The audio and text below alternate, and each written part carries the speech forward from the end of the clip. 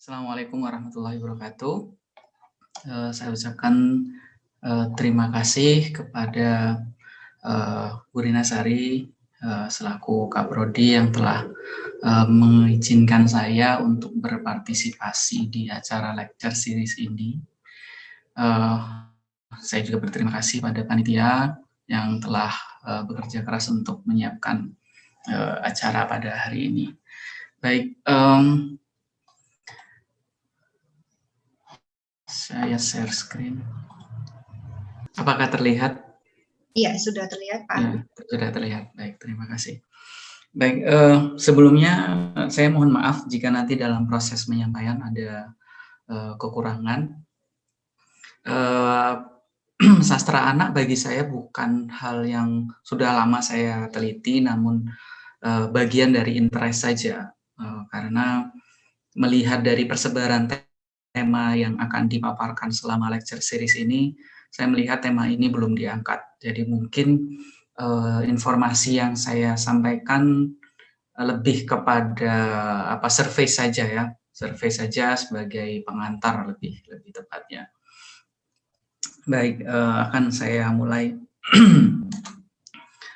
Materi presentasi saya akan bicara mengenai beberapa hal yang telah saya tampilkan dalam layar. Jadi saya akan bicara pada konteks yang sangat surface, sehingga harapannya diskusi kita nanti bisa lebih menajamkan kemana, terutama nanti dari pemateri kedua, Bu Aliatul Himmah ini sebagai praktisi sastra ya yang banyak berkiprah di masyarakat. Saya kira nanti akan jauh lebih mempertajam informasi general yang saya sampaikan di sisi saya kali ini. Baik, sebelum memulai, segala hal yang kemudian perlu kita perhatikan relasi antara sastra dan pembaca, karena bagaimanapun bahwa kita sebagai pembaca ini perlu memahami atau paling tidak merasakan atau menyadari bagaimana peran sastra terhadap diri kita sebagai pembaca. Baik, pada perkembangan perkembangan sastra pada zaman sekarang, sastra itu tidak lagi bahan entertainment. Mungkin ini juga sudah berjalan cukup lama ya, tetapi sastra itu kemudian menjadi life model, terutama bagi anak-anak ya. Ketika kita ini bercerita mengenai anak-anak, mengenai dongeng misalnya si Kancil, maka anak-anak akan berpikir bahwa cerdik itu seperti Kancil. Bahwa kalau bagi anak muda yang membaca novel Dylan, maka teen lead Dylan itu menunjukkan cara romantisme masa remaja yang seperti itu, naik motor, kemudian mereka, artinya luaran yang muncul, model luaran yang akhirnya menjadi kiblat terhadap praktek kehidupan. Apakah ini hanya terjadi pada kaum muda saja? Nampaknya tidak juga, karena pada novel-novel yang lebih serius, misalnya isu-isu feminisme, isu-isu kesetaraan gender, isu-isu sosial, banyak kita itu melihat bahwa novel menjadi inspirasi terhadap bagaimana kita berkiprah tentang kemerdekaan, misalnya di novel Sohogi atau pada novel-novel yang lain. Ini menjadi refleksi penting untuk disadari bahwa pemilihan novel untuk dibaca, terutama untuk anak-anak, akan memiliki peran yang sangat-sangat dominan terhadap bagaimana mereka akan melihat diri mereka sebagai manusia, sebagai bagian dari anggota masyarakat, atau melihat dirinya sendiri. Begitu. Hal itu terkait dengan banyaknya ideologi yang kemudian dibawakan oleh karya sastra itu. Karya sastra kiri akan membawa manusia pembacanya ke arah mana, karya sastra kanan akan membentuk manusia untuk mempercayai, mengejawantahkan nilai-nilai seperti yang dibawakan dalam sebuah karya sastra. Yang paling apa namanya, tidak kalah penting sebenarnya, juga penting bahwa ada yang namanya driving force. Yang dimaksud dengan driving force itu adalah ketika kita membaca, we will start to compare, katanya Freud itu. Kita itu kalau melihat manusia lain, kita akan compare, kita akan membandingkan bagaimana diri kita di dunia ini dengan kisah yang ada di dalam novel tersebut. Setelah compare, nanti kita mungkin akan muncul envy. Envy itu artinya kita, kenapa mereka bisa hidup seperti itu dan saya tidak. Kalau anak-anak misalnya nonton, tidak membaca komik itu dibagi menjadi 2, ada komik untuk dewasa dan komik untuk anak-anak. Ketika anak-anak membaca komik anak-anak misalnya, atau remaja membaca komik remaja misalnya Naruto, maka ya sampai sekarang mungkin Mbak Alia juga sudah tahu bahwa banyak sekali anak-anak yang terobsesi terhadap karakter tersebut. Karena mereka membandingkan, mereka mencoba memosisikan diri mereka seolah-olah menjadi karakter di dalamnya.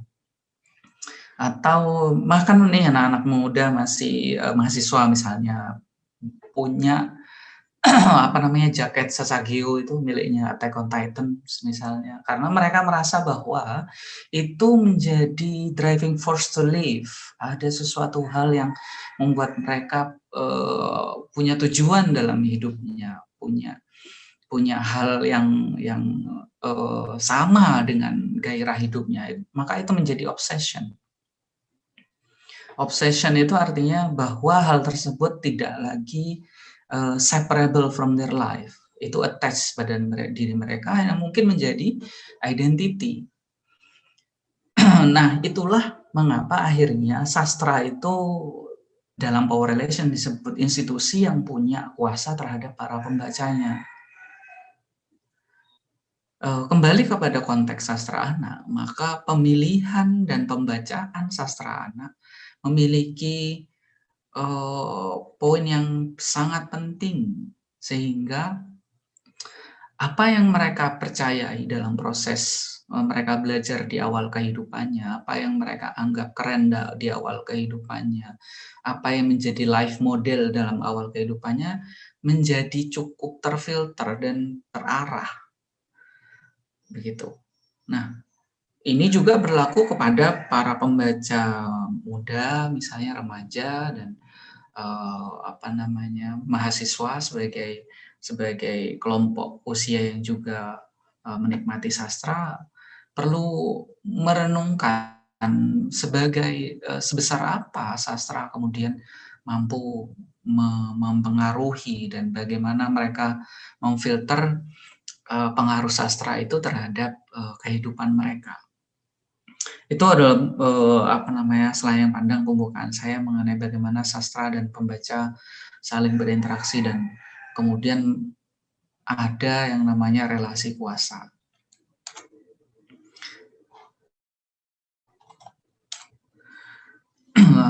Baik, saya akan kemudian membacakan sebenarnya bahwa sastra anak dan sastra dewasa tidak terlalu berbeda, karena sastra anak adalah hasil dari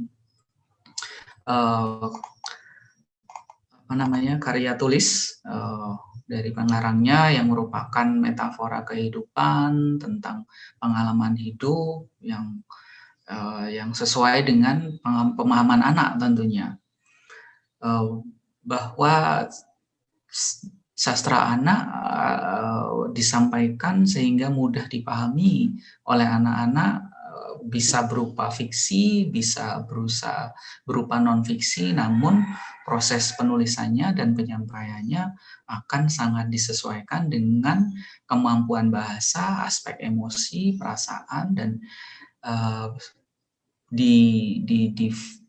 dibungkus sehingga anak-anak mampu memahaminya. Sastra anak itu adalah sastra yang dibaca yang ditulis oleh anak-anak atau ditulis orang dewasa untuk anak-anak.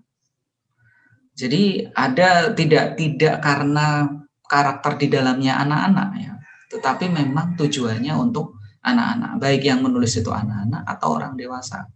Jadi jangan sampai salah, semua komik itu untuk anak-anak. Tidak semua cerpen yang isinya karakter anak-anak untuk anak-anak. Tidak. Jadi semuanya harus dikembalikan kepada proses penceritaan, tema yang diceritakan, dan tentunya sastra anak haruslah dibaca di bawah bimbingan orang tua. Sehingga apa yang tergambarkan dalam cerita menjadi mudah, menjadi terarah, dan memiliki kontribusi positif kepada anak itu sendiri. Di beberapa literatur mengatakan bahwa anak itu ya, sastra anak itu adalah sastra yang ditujukan untuk anak umur 7 sampai 12 tahun. Nanti 13 sampai 18 itu adalah teen lit. Nah, baru di atas itu adalah pembaca sastra dewasa.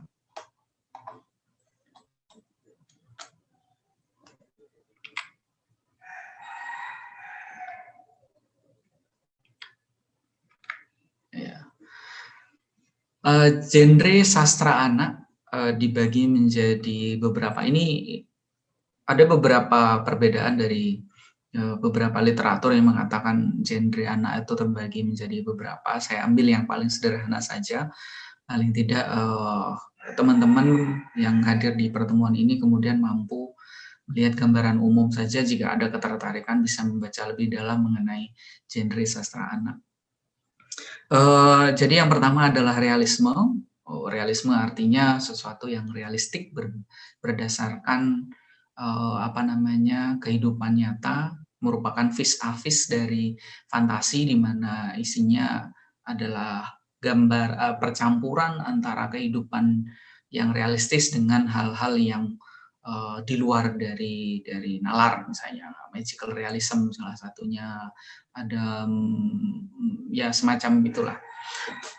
Artinya bahwa realisme ini ingin menunjukkan bagaimana anak-anak belajar dari kehidupan sosial yang nyata, tapi dalam konteks fiksi, gitu ya. Fiksi formula ini biasanya adalah karya sastra anak yang sudah memiliki pattern tertentu, yang mereka sudah terbentuk dan proses penceritaannya sama, strukturnya sama, dan mereka punya tujuan yang sama.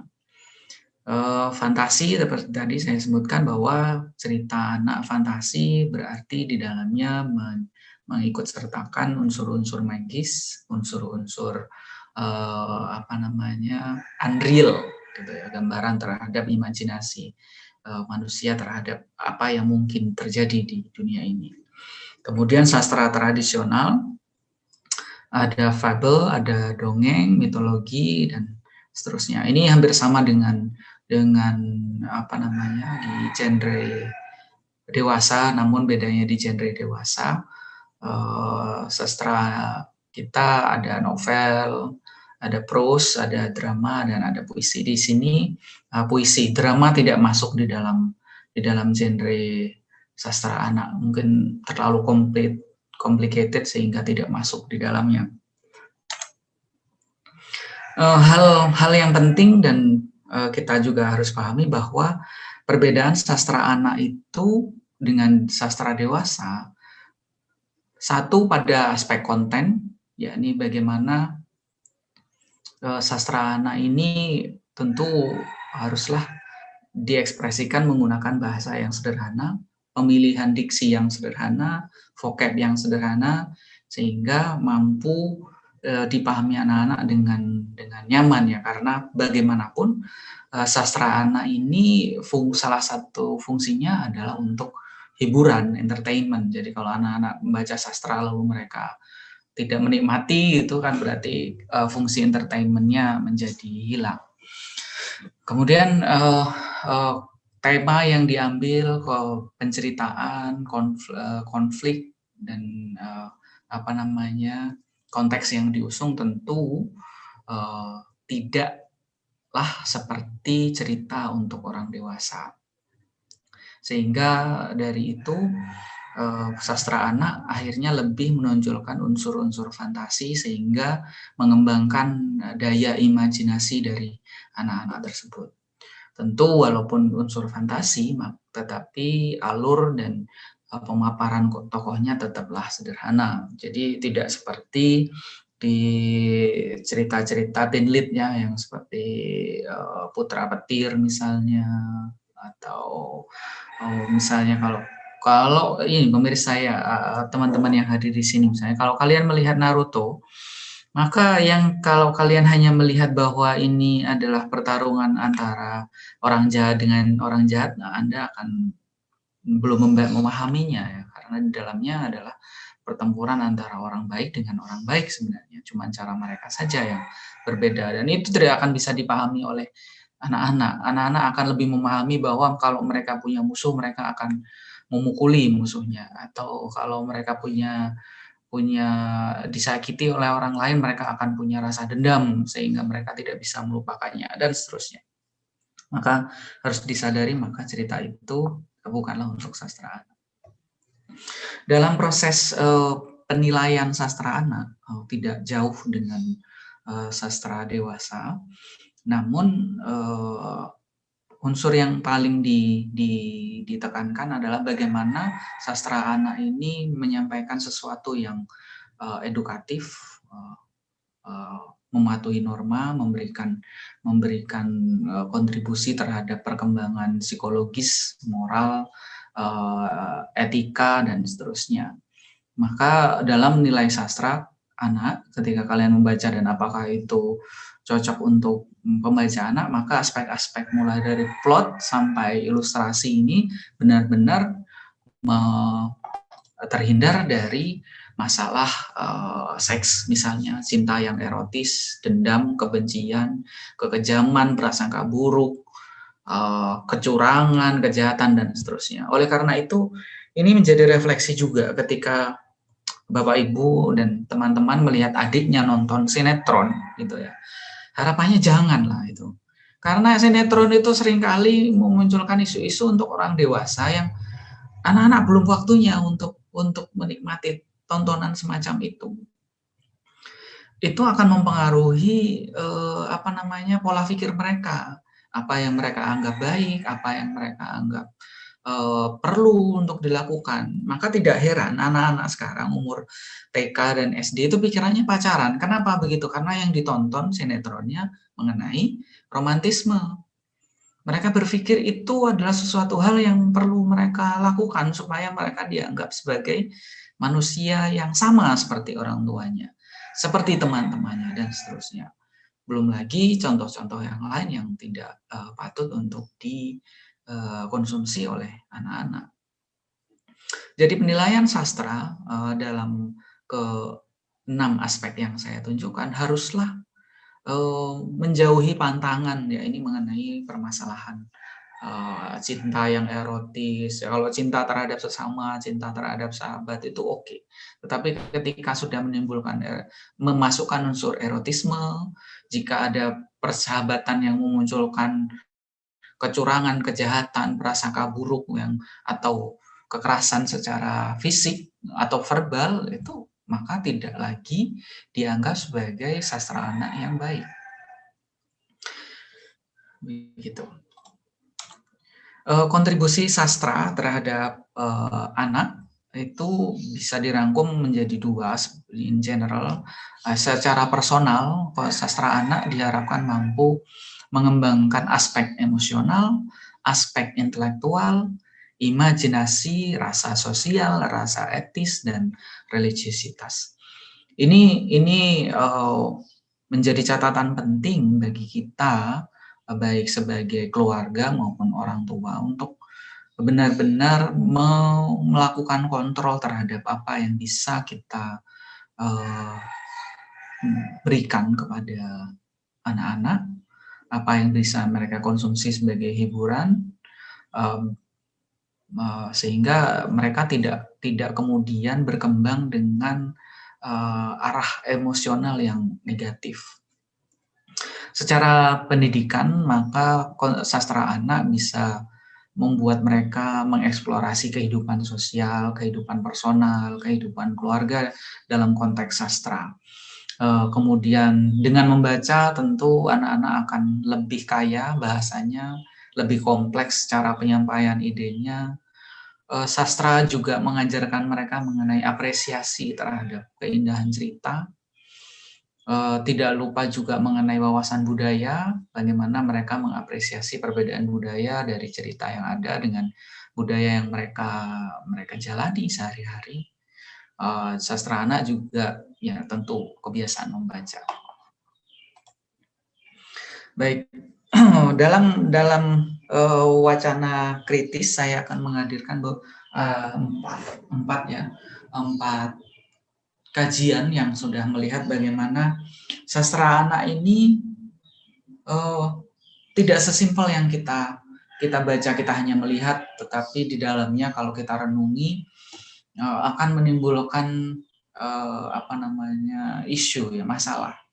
Misalnya Rizka, ini Mbak Rizka di 2018 dia melihat mengkaji bagaimana perempuan direpresentasikan dalam sebuah karya yang ditulis oleh anak-anak. Ini kecil-kecil punya karya ini adalah kumpulan tulisan dari penulis cilik.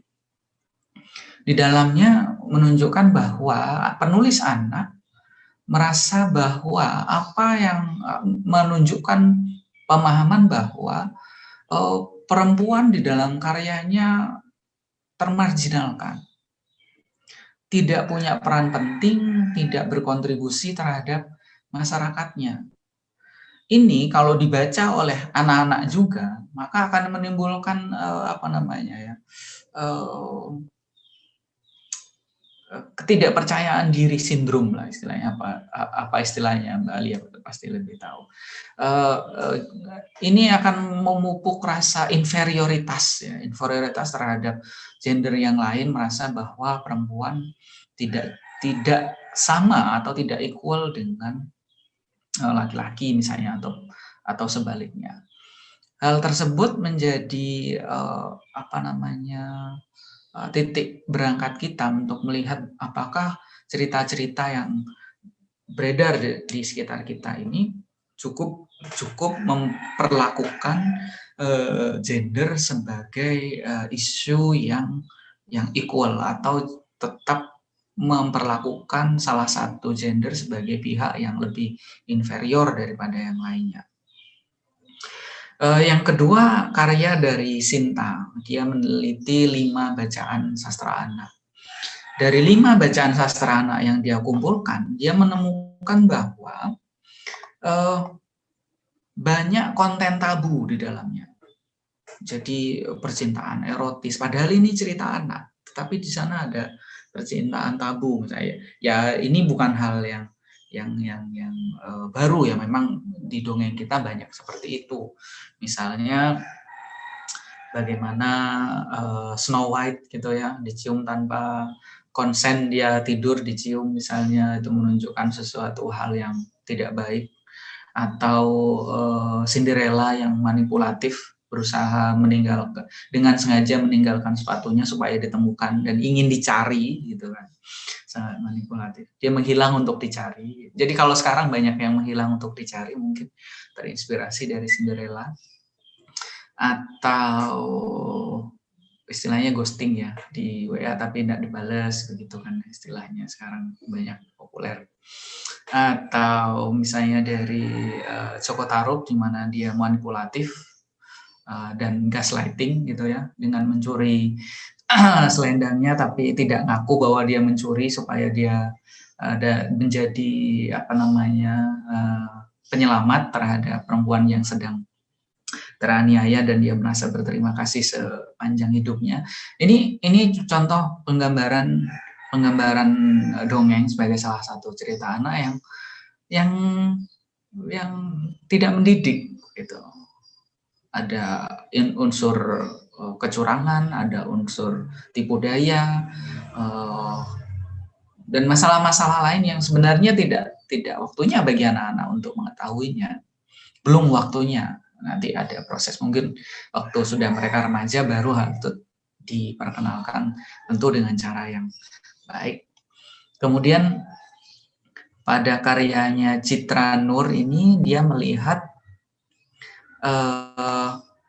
paradigma kekerasan dan seksualitas pada karya anak. Dia menunjukkan bahwa sekali lagi karya anak ini di Indonesia tidak aman terhadap isu-isu semacam ini. Entah itu dianggap biasa atau dianggap bahwa hal tersebut kurang penting untuk menjadi perhatian bagi para pembacanya.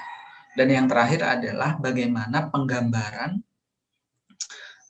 anak-anak cacat di cerita anak. Ini banyak terjadi. Hampir semua cerita itu kalau cacat biasanya jahat. Ini luar biasa. Misalnya Kapten Hook di Peter Pan atau di beberapa cerita anak. Jadi orang jahat itu selalu digambarkan sebagai orang yang cacat. Bayangkan kalau anak-anak mempercayai bahwa semua orang cacat itu jahat. Bukankah kita menjadi berdosa karena mengajarkan bahwa melihat orang cacat sebagai orang yang jahat? Ya, mereka cacat secara fisik dan cacat secara mental akhirnya. Pembacaan kritis ini perlu disadari dan perlu pendampingan kepada anak-anak sehingga mereka tidak berideologi akhirnya, tidak punya life model yang negatif, punya stereotip yang buruk terhadap sekelompok orang yang lain misalnya. Stereotip memang tidak pernah hilang dari sastra ya, tapi pendampingan dari orang dewasa menjadi filter yang kemudian mengaruhi bagaimana anak-anak bisa tumbuh berkembang dan menjadi pribadi yang lebih baik. Mungkin itu yang bisa saya sampaikan sebagai pengantar. Bu Alia akan memperdalamnya dalam kajiannya setelah ini. Semoga apa yang saya sampaikan tadi cukup menambah keilmuan ya, sehingga nanti kalau kalian misalnya yang skripsi bisa meneliti soal sastra anak. Saya belum menemukan kajian sastra anak sebagai bagian dari skripsi. Topik-topiknya sudah ada tadi, bagaimana misalnya penggambaran orang cacat dalam sastra anak, penggambaran cinta misalnya dalam sastra anak, atau kalian bisa melihat stereotyping dalam cerita anak. Itu sangat mungkin dikaji dalam skripsi, dan saya yakin novelnya akan lebih mudah kalian pahami sebagai mahasiswa yang sudah mudah membaca Shakespeare dan kawan-kawannya. Demikian dari saya, kurang lebihnya saya mohon maaf. Assalamualaikum warahmatullahi wabarakatuh.